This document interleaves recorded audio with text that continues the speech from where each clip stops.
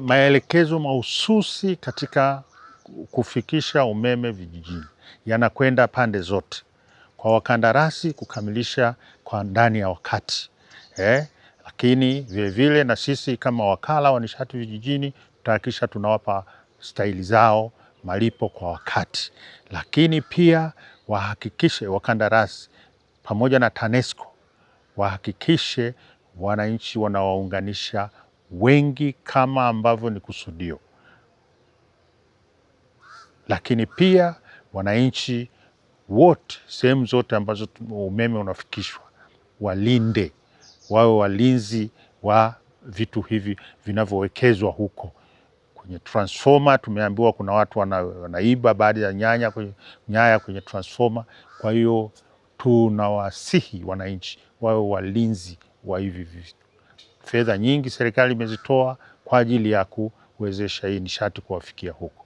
Hata yale maeneo ambako wakandarasi wanaendelea kutekeleza miundombinu kwa sasa, tunaomba kwamba wananchi wote waweze kujiandaa, lakini waweze kuwa na utayari, waweza kuweka nyumba zao wiring. Lakini pia mradi huu gharama yake ni shilingi bilioni 45.8 mpaka utakapokamilika. Hivyo basi tunaishukuru serikali ya Jamhuri ya Muungano wa Tanzania kwa kuleta fedha hizi ambazo zitawezesha kufikisha umeme katika vitongoji 267 mpaka kukamilika kwake.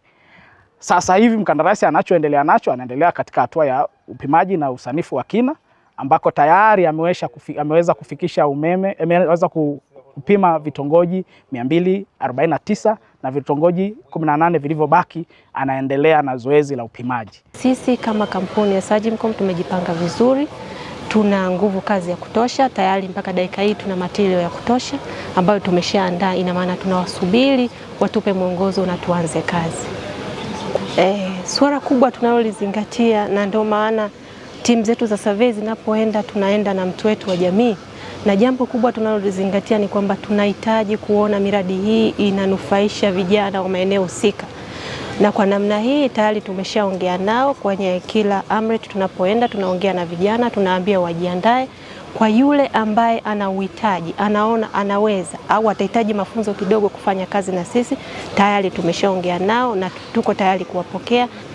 Kwa wastani mradi wetu kwa sasa ulipofikia umekamilika kwa 86.20 na tunategemea kukamilisha mradi wetu ifikapo tarehe 30 Juni 2026.